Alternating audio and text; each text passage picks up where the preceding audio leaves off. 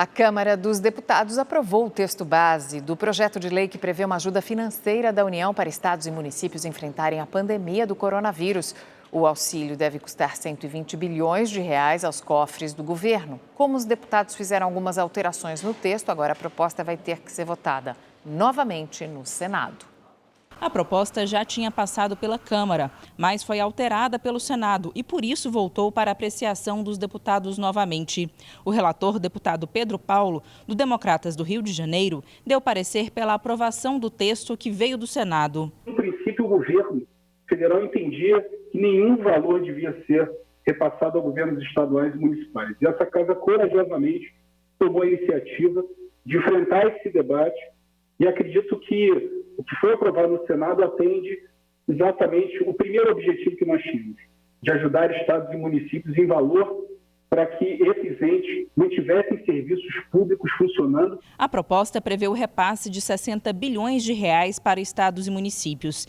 Desse total, 10 bilhões devem ser utilizados no combate ao coronavírus. 7 bilhões vão para os estados e o Distrito Federal, distribuídos de acordo com a incidência do coronavírus em cada local e o tamanho da população. Os outros 3 bilhões vão para os municípios e serão divididos também de acordo com a população.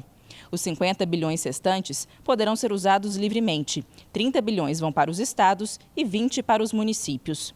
Além disso, o texto prevê ainda a suspensão dos pagamentos de dívidas com a União e bancos públicos até o fim do ano e a renegociação de empréstimos feitos com bancos privados e órgãos internacionais. No total, a ajuda vai custar 120 bilhões de reais ao governo federal. Depois que a divisão dos recursos foi resolvida, a grande polêmica ficou por conta das contrapartidas. Para ter acesso ao dinheiro, estados e municípios não poderão aumentar o salário de servidores públicos e nem contratar novos comissionados pelo prazo de 2 anos.